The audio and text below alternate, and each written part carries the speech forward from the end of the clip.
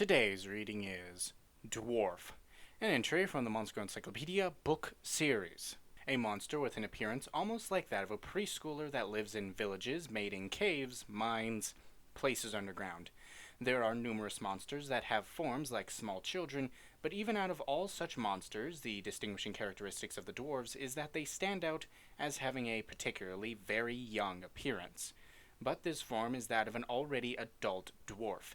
In contrast with their cute looks, they have a considerate, exuberant personality, and they're mostly mature, caring women. Their mentality also matches their physical age, and they will seduce men and seek sex as adult women. Originally, they were not monsters, and only those who were corrupted by succubus mana and became succubus were treated as monsters.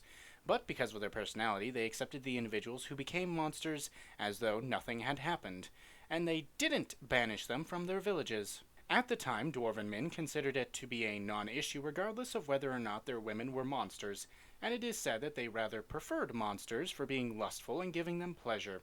So they even welcomed it if their wives became monsters. Because of that, the dwarven women changed into monsters one after another, and as a result, unlike others, such as the elves who banished the individuals who became monsters to prevent the monsterization of their entire race, dwarves have now just become regarded as another monster race.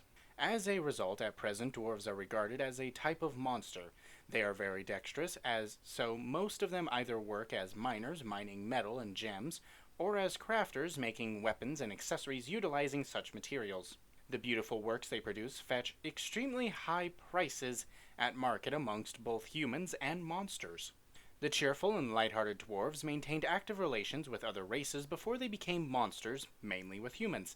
They were known to frequently visit human settlements in order to sell their gems and products, but since they become monsters, they approach humans even more amicably.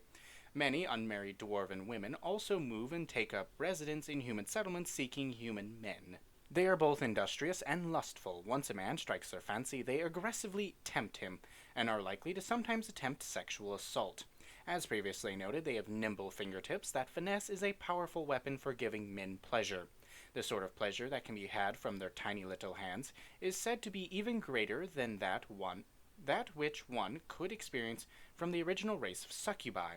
Just being fondled by their hands is enough to make a man their prisoner. Just like when they're crafting their works, their hands envelop the penis with both intensity and dexterousness, or delicateness. The pleasure is so exquisite that an erection will start to tower more enormously than usual, as if it was being crafted by their hands. Plus, in spite of looks, they possess an extremely durable body, so they prefer wild, frantic sex.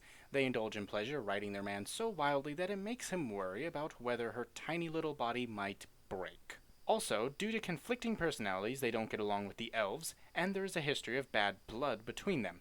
Even now that the dwarves and some of the elves have both become monsters, they still don't get along at all, having arguments over the right way to treat a man and fighting over the same guys.